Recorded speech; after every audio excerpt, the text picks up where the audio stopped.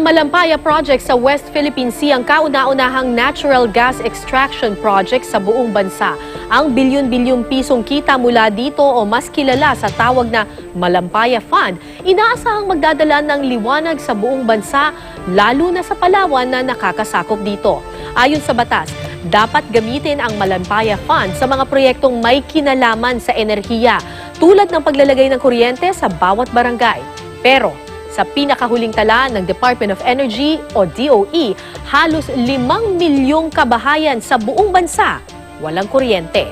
Ang Palawan na dapat sana'y nakikinabang mula sa Malampaya Gas Project, 5 sa bawat 10 kabahayan wala pa ring kuryente.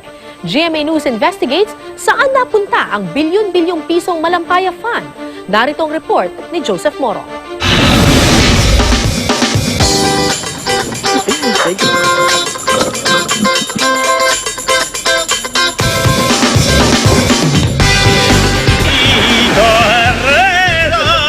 I'm amazed that you can get a forest growing out of rocks. Awesome. Pilit talaga kami makaipon ng pera, makita lang ang paraiso dito sa Palawan. Pero paglubog ng araw sa paraisong ito, tumatambad ang problemang hindi may kubli ng kadiliman. Bakit daw wala kayong, hindi kayo nararating ng kuryente? Yun na nga yung gobyerno napakabagal. Paano ka nagkakaroon ng makina? Kung may naawang nagbigay.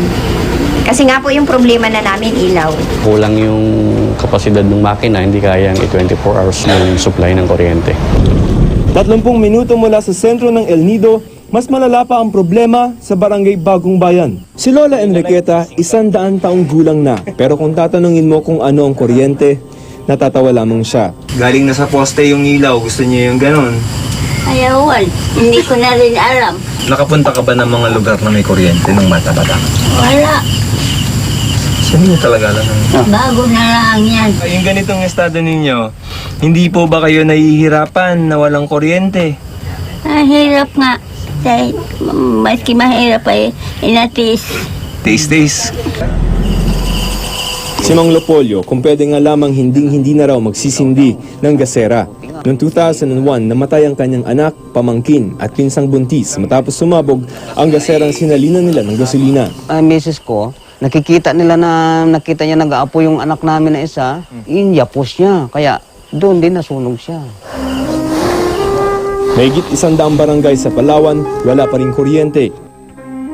Sa katunayan, ikasyam ang Palawan sa mga probinsyang may pinakamababang bilang ng kabahayang may kuryente.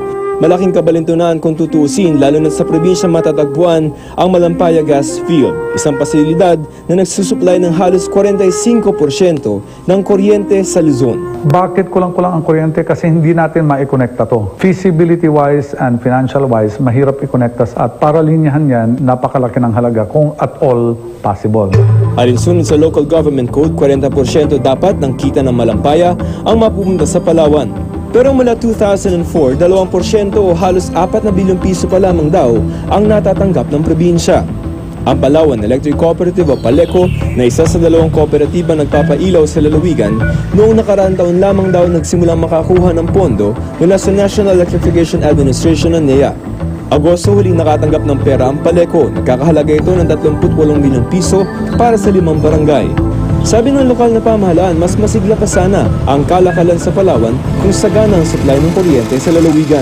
Yung isda dito, nahuhuli napakarami. Dinadala sa ibang lugar. Kasi wala tayong stable power. Pag magkaroon na tayo ng regasifier na LNG, okay, i-compress natin itong gas, ilalagay ng mga tangke, i-deliver papunta ng Palawan. Pero habang di pa napapatupad ang proyekto ng Department of Energy, mukhang marami-rami pang oportunidad ang palalagpasin ng Palawan. At ang pangako ng magandang buhay, ng kabuhayan at kinabukasan para sa maraming residente, naghihintay pa rin ng katuparan. Joseph Morong, GMA News.